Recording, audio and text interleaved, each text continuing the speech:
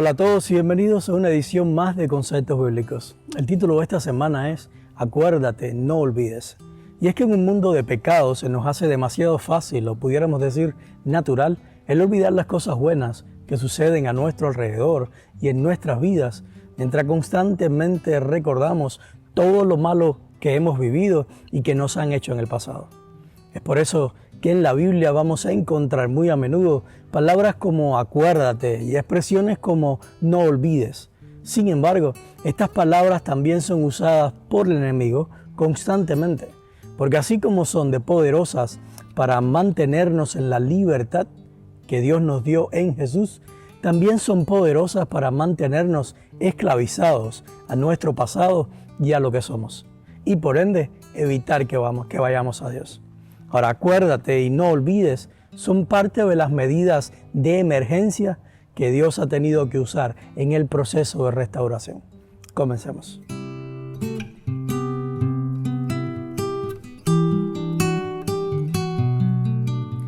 Para poder entender qué son o cuáles son las medidas de emergencia de Dios, necesitamos comenzar por entender el por qué Dios tuvo que comenzar a usarlas. Y es que en la realidad de Dios o en la realidad en la que todas las cosas fueron creadas, incluyéndonos a nosotros, no había necesidad de tener medidas de emergencia. Digamos que Dios crea todas las cosas perfectas, porque Él es perfecto. Sin embargo, puede que alguno de ustedes se esté preguntando cómo es posible que todas las cosas fueron creadas perfectas y a la vez se pudo encontrar una falla en esa creación de Dios. Eso es, si vemos falla como la entrada de la iniquidad y el pecado en el universo.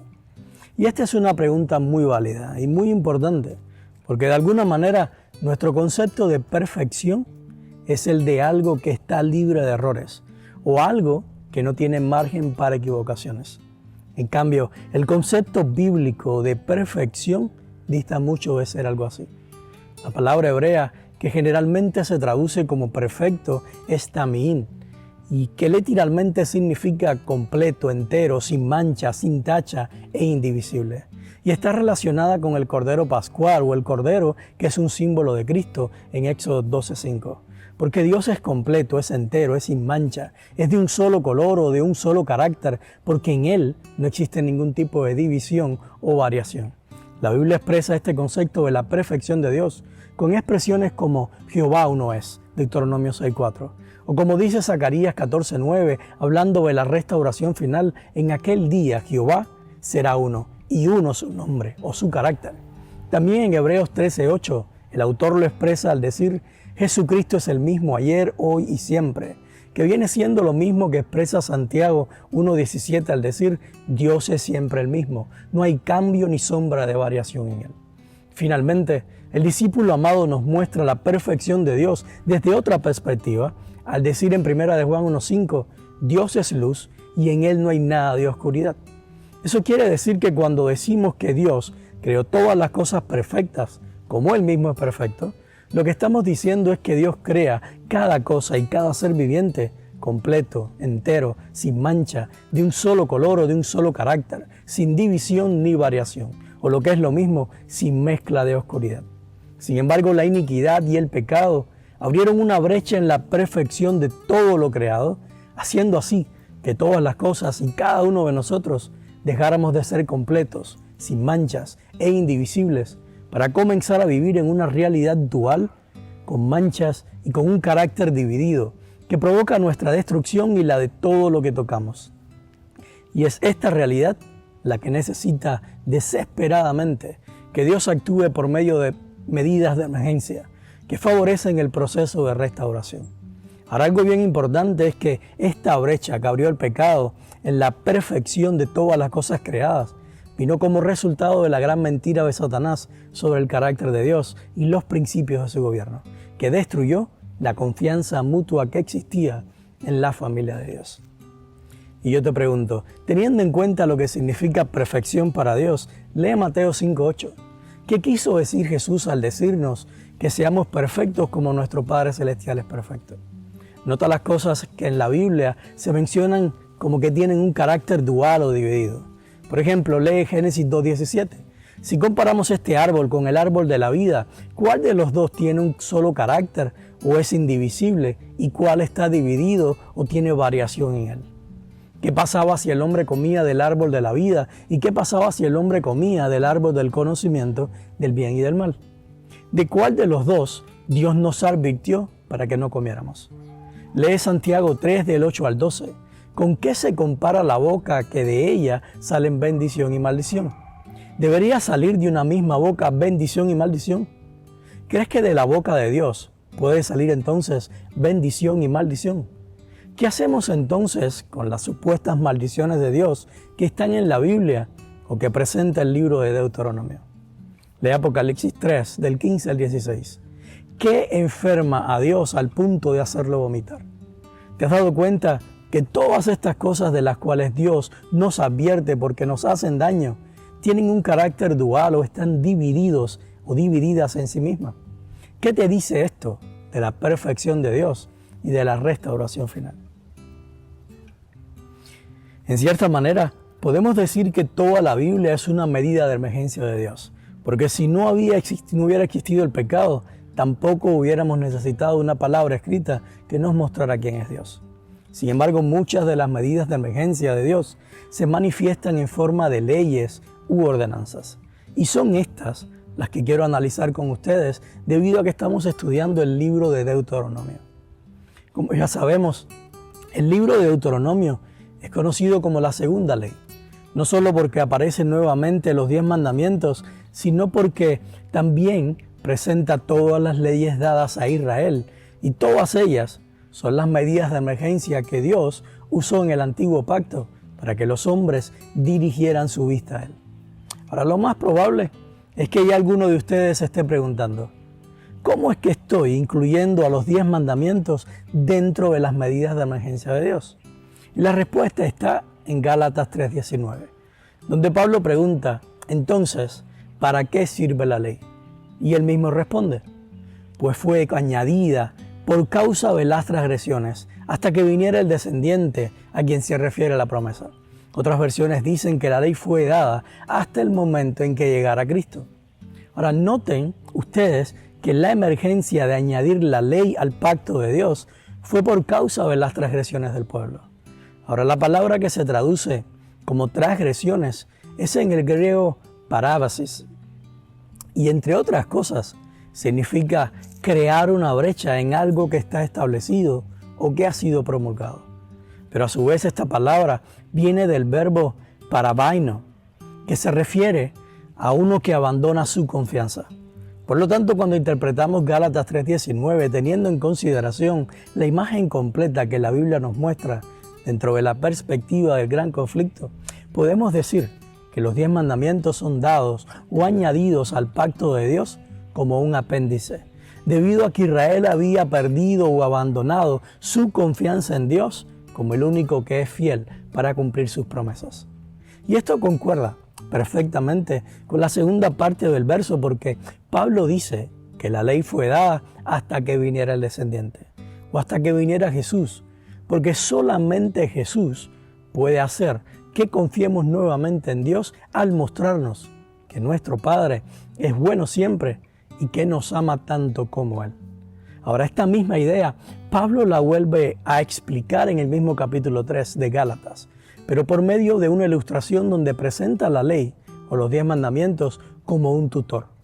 Sin embargo, tutor en el tiempo de Pablo no es lo mismo que para nosotros hoy, porque el tutor no era el maestro, sino un esclavo de confianza que se encargaba de que los niños de la familia fueran a la escuela y recibieran sus clases. De la misma manera, el maestro es Jesús. Y siempre va a ser Jesús el único maestro, porque solo Él es el camino, la verdad y la vida, Juan 14:6. Y el único que nos puede revelar el verdadero carácter de Dios, Juan 1:18.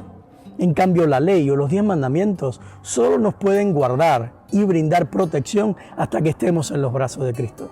Pero una vez que Jesús restablece y afirma nuestra confianza en Dios, dejamos de vivir por medio de las medidas de emergencia para comenzar a vivir en Cristo por medio de la fe. Y yo te pregunto, lee Gálatas 3:23.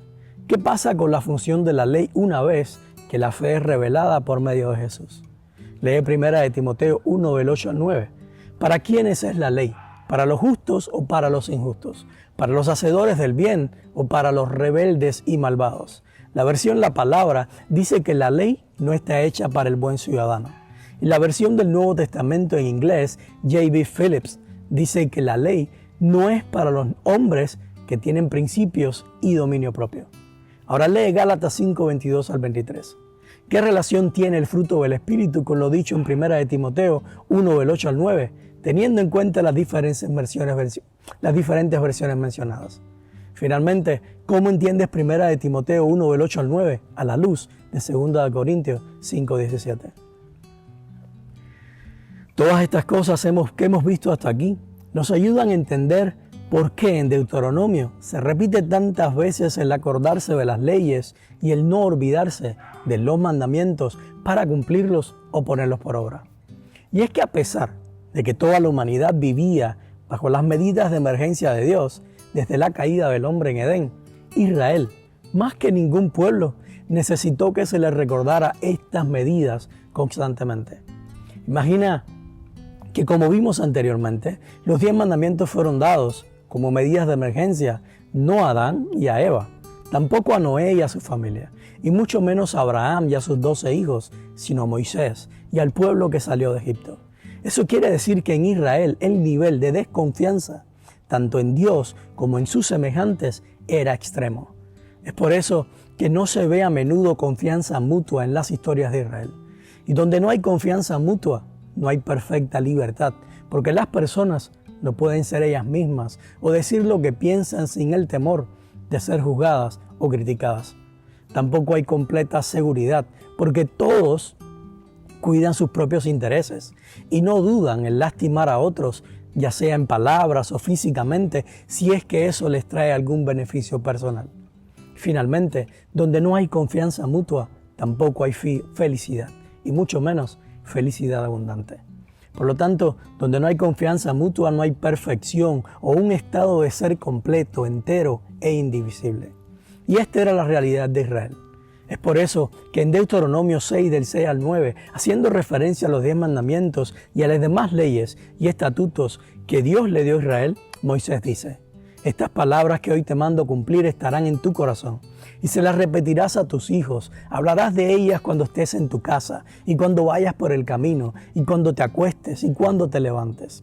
Las atarás en la mano como una señal, y las pondrás entre tus ojos como frontales, y las escribirás en los postes de tu casa y en tus puertas.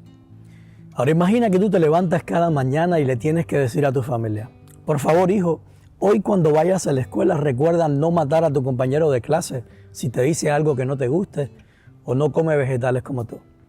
Y luego te viras a tu hija, y le dices: hija, por favor, tú también recuerda que no debes codiciar las cosas que tienen tus compañeras, y mucho menos robárselas. Finalmente te viras a tu esposa o a tu esposo y le dices: por favor, mi amor, recuerda no adulterar con la primera persona que se te cruce al frente en el trabajo. Y yo te pregunto, ¿acaso eso no sería normal, si es que hay algún tipo de normalidad en eso, para una familia donde no existe confianza mutua? Por supuesto que sí.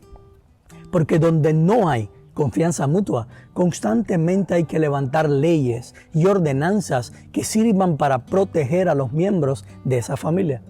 Sin embargo, donde hay confianza mutua, solamente se disfruta de la compañía de todos los miembros que forman esa familia. Y cuando se despiden para sus labores, no hay que estar recordando un montón de leyes para preservar la convivencia, sino que se despiden con un beso y un abrazo, sabiendo que el amor es el agente unificador y protector entre ellos. Y esto es lo que la Biblia llama pasar del antiguo pacto al nuevo pacto. O como dice Hebreos 8:13, al decir nuevo pacto, se ha dado por viejo al primero, y lo que es viejo y anticuado está en vías de desaparecer. Y yo te pregunto, lee Jeremías 7 del 22 al 23. ¿Qué fue lo que Dios no le pidió a Israel al sacarlos de Egipto? ¿Y qué fue lo que sí le pidió? Ahora, ¿qué fue lo que hizo Israel? ¿Lo que Dios le pidió o lo que Dios no le pidió? Basado en este mismo principio de Jeremías, ¿qué es lo que Dios pide de nosotros hoy y qué es lo que no nos pide, pero que nosotros igual preferimos hacer. ¿Te das cuenta por qué Jesús enfatizó tanto que lo único que había pedido siempre era misericordia y no sacrificio? Para el bonus de esta semana vamos a analizar Deuteronomio 4, del 32 al 33, donde Moisés le dice al pueblo: pregunta ahora si en los tiempos pasados, antes de que tú vivieras, o desde el día en que Dios creó al hombre sobre la tierra, si de un extremo del cielo a otro ha ocurrido algo tan grande como esto, o se supo algo así. ¿Acaso algún pueblo ha escuchado la voz de Dios hablarle desde el fuego, como lo has oído tú, y seguir con vida? Si nos ponemos a analizar estas palabras, nos damos cuenta que son bien interesantes, porque Moisés describe esta manifestación de Dios en el fuego como algo magnífico o maravilloso que la humanidad nunca antes había tenido el privilegio de ver, ni tan siquiera en la creación. Sin embargo, la pregunta clave aquí es ¿por qué? ¿Por qué Dios decide esperar tanto tiempo para mostrarse a su pueblo mediante el fuego, si esta era realmente una manifestación tan maravillosa de su parte? Ahora, cuando hablamos de fuego, es necesario aclarar que no estamos hablando de una llamita o de una pequeña lengua de fuego, sino de un monte entero ardiendo en llamas y las personas a su alrededor sintiendo ese calor abrasador a millas de distancia. Ahora, lo interesante de todo esto es que nosotros tenemos información adicional que Moisés no tuvo en su tiempo, pero que a nosotros nos llega por medio de la historia de Elías. En Primera de Reyes 19 se nos cuenta que Elías necesitaba escuchar la voz de Dios o una revelación fresca del carácter de Dios porque estaba pasando por un momento de crisis de identidad. Sin embargo, en ese momento pasaron varias voces delante de Elías. Una de ellas fue en un viento grande y poderoso que rompía los montes y quebraba las peñas. Pero la voz de Dios no estaba en el viento. También se escuchó la voz fuerte de un terremoto, pero Dios no estaba tampoco en el terremoto. Luego se escuchó el gritar fuerte del fuego, pero una vez más, no era así la manera en la que Dios hablaba y nos comunicaba su amor y su gracia. En cambio fue un silbo apacible y suave en lo que Dios se dio a conocer a Elías. Eso quiere decir que cuando Moisés le dice al pueblo que busquen en algún momento de la historia donde Dios había hablado antes a su pueblo mediante el fuego, ciertamente estaba diciendo la verdad. Nunca. Pero no era precisamente porque Israel fuera el más especial de todos los hijos de Dios, sino el más terco, el más necio y el más desconfiado de todos. Israel era aquel hijo que cuando Dios le dijo en Éxodo 19:5 que prestara atención a su voz y que guardara su pacto, atesorando sus palabras en el corazón para que viviera por ellas, ellos prefirieron cumplir, obedecer y vivir por medio de sus propias obras al decir: haremos todo lo que tú nos digas. Éxodo 19:8. Israel es aquel hijo que cuando Dios le hablaba por medio de un silbo apacible y suave, lo que hacía era salir corriendo a los brazos de otros dioses y ponerse cada vez más al borde del precipicio. Dios, por amor a Israel, tuvo que alzar su voz innumerables veces para captar su atención y de alguna manera evitarle daños mucho más grandes. Y a pesar de que esa no era su manera de hablar y de darnos a conocer a Dios. Sin embargo, cada vez que Dios alzaba su voz o gritaba con todas sus fuerzas para advertir a Israel del peligro, se exponía a ser malinterpretado por su propio pueblo y ser percibido por ellos como un Dios exigente y autoritario y como un juez severo e implacable. En otras palabras, imaginen a un padre que está con su hijo escalando una montaña. El padre nota que su hijo se acerca o está acercándose a un acantilado bien peligroso y comienza a llamarlo. El hijo, en cambio, está tan concentrado en lo que tiene que hacer para llegar a la cima que no se da cuenta del riesgo que corre su vida. Entonces el padre comienza a levantar la voz gradualmente, tratando de captar su atención hasta llegar al punto en que tiene que gritarle con todas sus fuerzas: ¡para! ¡No camines más! Y yo te pregunto, ¿qué crees que podrían pensar las personas que escuchan el grito del padre ordenándole a su hijo que no camine más, sin saber el contexto de lo que estaba pasando? Definitivamente, el padre va a ser acusado de ser un terrible padre, un padre autoritario, exigente, severo y hasta cruel. Sin embargo, ese siempre va a ser un riesgo que Dios va a tomar por tal de salvarnos de la muerte. Hemos llegado al final del estudio de hoy y espero que hayas podido ver desde la perspectiva del gran conflicto el por qué Dios tenía que recordarle a Israel constantemente sus leyes y mandamientos. Sin embargo, también espero que hayas podido notar que no era el plan de Dios que Israel ni nosotros vivamos dependiendo de medidas de emergencias, sino por medio de la confianza mutua que Jesús vino a confirmar y restaurar en nosotros, mostrándonos el amor de nuestro Padre. Porque como bien dijo Jesús en Juan 16, del 26 al 27, no seré yo quien interceda ante el Padre por ustedes, pues el mismo Padre los ama. Que Dios te bendiga y nos vemos la próxima semana.